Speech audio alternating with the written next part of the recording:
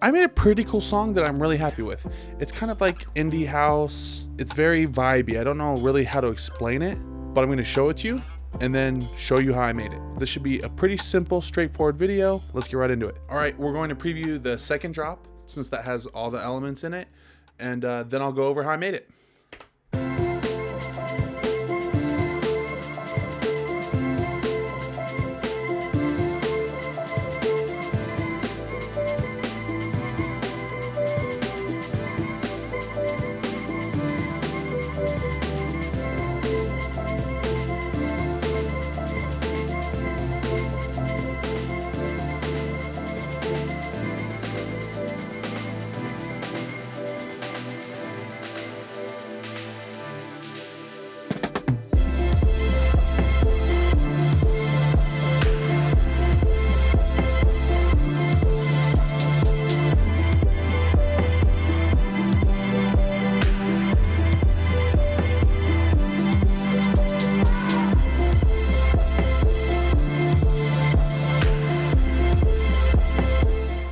Okay, so the thing I started with was actually this. I've been listening to a lot of Boiler Room sets lately, especially the new RL Grime one for Rush Mix 01. I wanted to make like a synth that had more emotion to it. It wasn't just a plain synth. And I thought that if it swelled, as you can see with this LFO, that would do that. So this is what it sounds like.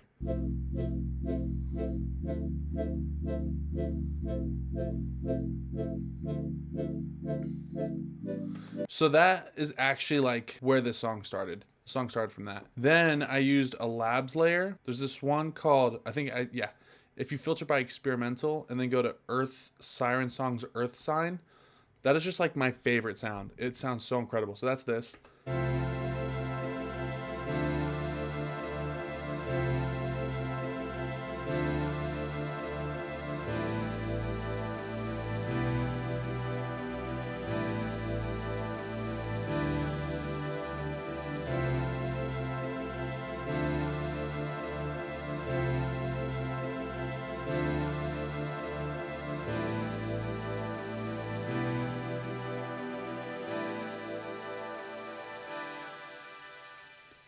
So that's just the same thing. It's another layer. Almost all these, I'm like cutting out all the low end before the drop, as you can see. And then there's an atmosphere layer, which this is also from Labs.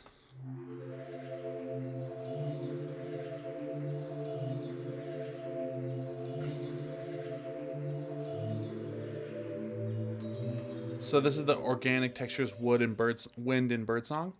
And I put an arpeggiator on it. So it's the same chords, but it's got an arpeggiator. So it's going up and down. And that's kind of giving it this warbly effect.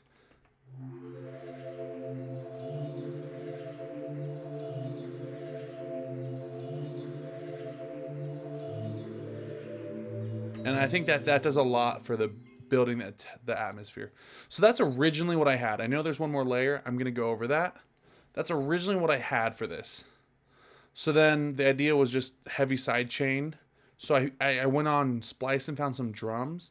And honestly, I found this loop that just carries the groove. I mean, this loop is like perfect for what I wanted.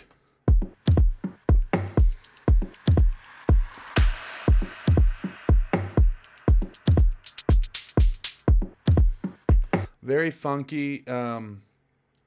It's called the KM Rebi.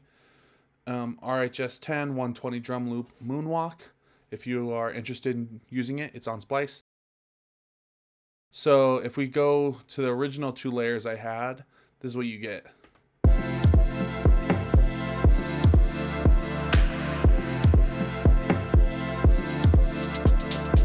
So really good vibe. The sidechain is working really well with the drums, but there wasn't enough low end, so I added a bass line. I really wanted to go for vibe and emotion. I feel like I get stuck in my head that I need a sub bass, so I'm just like trying to crank up the sub and just get it to go woo woo woo. Gosh, that was ugly. But instead, this one actually has a little bit of glide on it. It's almost a little bit of a Reese, I guess you could say. It's the sub mixed with multi-voiced, square wave? No, why can't I think of what this is called? Saw wave, thank you. It's a sub mixed with a saw wave. It's got 9 voices and it's slightly detuned.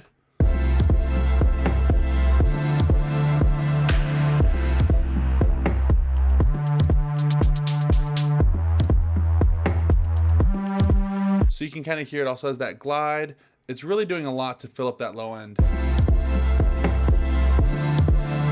So then I put that atmosphere back into it.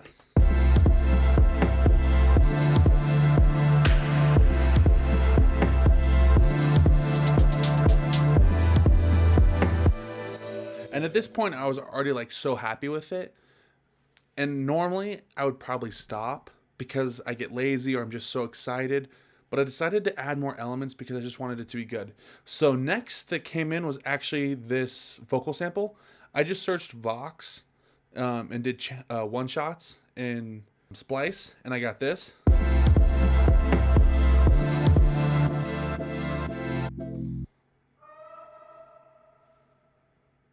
So I just put some reverb on it, just someone going, oh.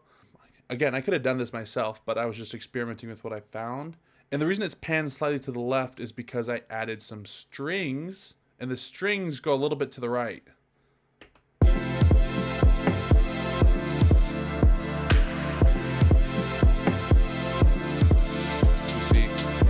You can see they're leaning a little to the right. So yeah, I put this to the left to balance it out. I did a string on the top because, I don't know, in my mind, honestly, just a lot of old house kind of has that one string note. I think about a lot of the older Calvin Harris songs, and obviously songs older than that. It's also adding a little bit more tension in there. And then lastly, I added this, and I'm going to show you what it sounds like without effects because it's vastly different with and without. This was a Vox one shot that I found, and I just came up with kind of like a random rhythm.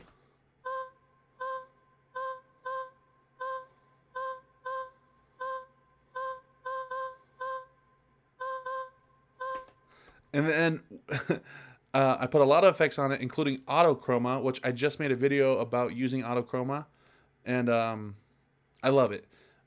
I haven't found a good way to use it as a lead, but I love it for atmosphere, texture, and so this was doing a lot here. So if you listen now, it sounds like this.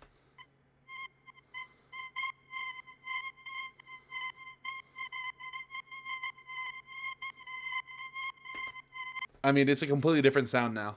I'm using the 90s TV. I turned down, so there's 2 channels, LFOs. I don't really know what these are called, but there's 3 total. The first 2 are on, and I turned the first one down all the way because I didn't like what it was doing. It was kind of mixing in the original. So it's just this 2 that has some output.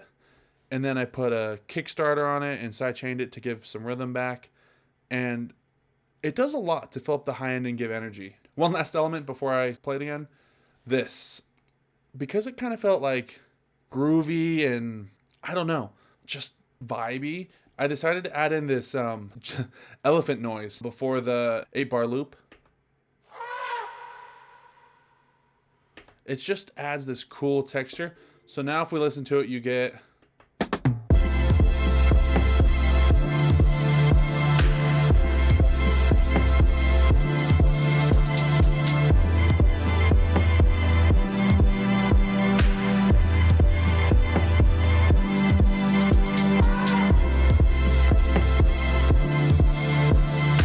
so here's pretty cool. I'll show you the chords real quick because it's not terribly difficult. At first, I just had these 2 chords, and I liked the way they sounded. So it's just this chord, and then this chord, then this chord again. We'll just do A, B, A, B, C, D, C, D. And then I changed it a little bit on the last one. Yeah, I brought this up just to have a little bit of variation here. So yeah, you can copy these chords if you want. Again, for me, even though this was the original sound that I started with, it's definitely there, but it's buried. For me, this is really the main sound.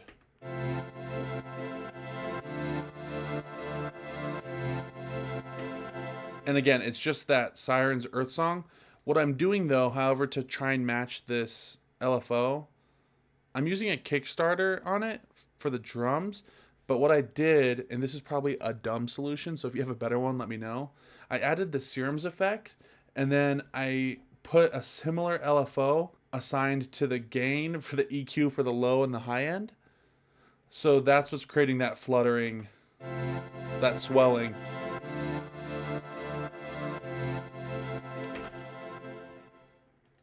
In my mind, I thought I was really smart for doing that, but it's probably not the most efficient way. But that's what I have, because I don't have the LFO tool. So, okay, there's another drop element here. I added the same thing, but piano, just lab soft piano. Again, labs is free. Like, all these sounds that I have in this labs are completely free. I believe they're all recorded by like a British orchestra or some European orchestra group. They have paid versions, but they have tons of free sample libraries. Highly recommend it. So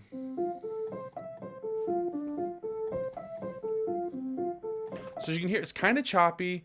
I put the auto chroma on here to get some cool effects, and I put an arpeggiator. So that's how you're getting that, even though you can see it's the same chords. It's just arpeggiating through them at a 1/8 rate. Now, autochroma is really cool, but sometimes it takes things out of pitch, which I like sometimes, but I just put a pitch correction on here just to make it blend a little bit better. And I added a little bit of reverb through the bus. If you listen to it, you can hear it's kind of choppy. But in the mix, you don't hear it at all.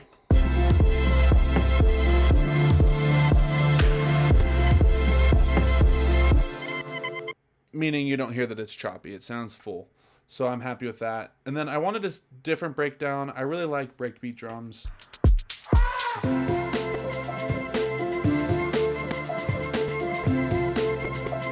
So for this breakbeat drum on the second verse, so to speak, right before the drop, again, I've been listening to a lot of DJ mixes, and a lot of them are putting echo on or some delay or some reverb or before the drop to build tension. So that's what I automated in here. So I automated a tape delay, which you can hear. I automated reverb, and I automated the high cut frequency, which gives you kind of this cool build. I'll start it from a little later on so you can hear the effect stronger. And in the mix, it sounds like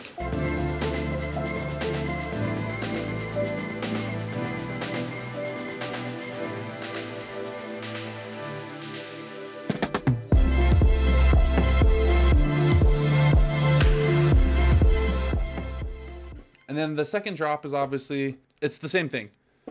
So in this verse, you have the piano, which you didn't have from before, and the drums. And I think that having that tape delay, having the reverb come in, it does a great job of building tension to bring you right back. I remember watching a tutorial by Ryan Tedder, who's the lead singer for One Republic. He also writes tons of songs. I think he's a very talented individual. He talked about how once you add drums, you can't take them away. And I've always thought that was an interesting concept, and I've tried to do that since, and I think it helps. But I do like that you have this space where it's just kind of like pads, you're more calm.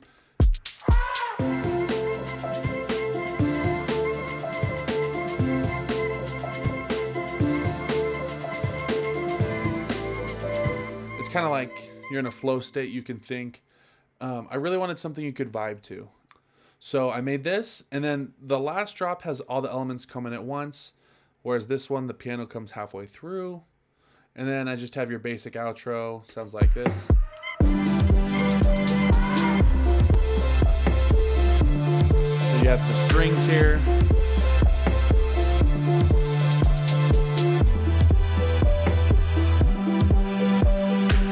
And then the strings will go away and it's just the bass.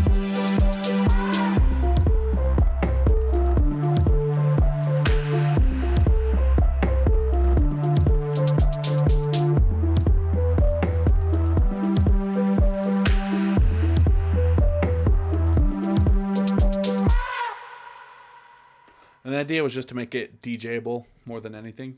But yeah, that's the song. That's the breakdown of the song. It's pretty simple, but I think what makes this song good, at least in my opinion, is the idea. You don't have to overcomplicate it. Like, I could have gone in and rebuilt this drums or made my own drums, but this drum worked. And I could have done things on my own or correctly or whatever. but I think the idea of the song was good, and so it came out good, if that makes sense.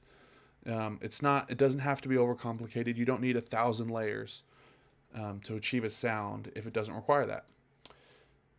Okay, and then for mastering, I'm just cutting out 25 hertz below.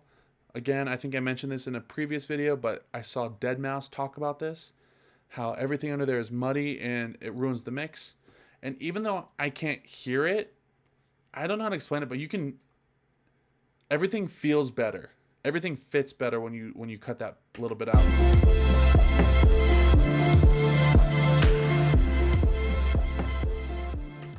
I don't know how to explain it, but maybe you heard it, maybe I'm making things up, but it sounds like the low end is tighter when you drop that. I have a small compressor just doing a little bit of work to try and tame the song a little bit. And then I have Ozone 10, which I can't recommend enough. It does this thing where it can learn the track for you, and then you can choose out of settings or add your own samples reference song. And then I just adjusted some of these settings here. Ozone 10, I can't speak more highly about that. So it seems to go on sale like every couple of months. So I personally would wait until it's on sale, because it can get pricey buying plugins. But if you're going to get one, I think that is a very valuable plugin to get. That's the song. That's really all it is. It's a really good vibe, and I'm really happy about it. If you found this valuable at all, please like, subscribe. Let me know what you think. I would love to hear from you. Genuinely, I want to build a community. Yeah, thank you so much for watching, and catch you in the next one. Bye. Phritz.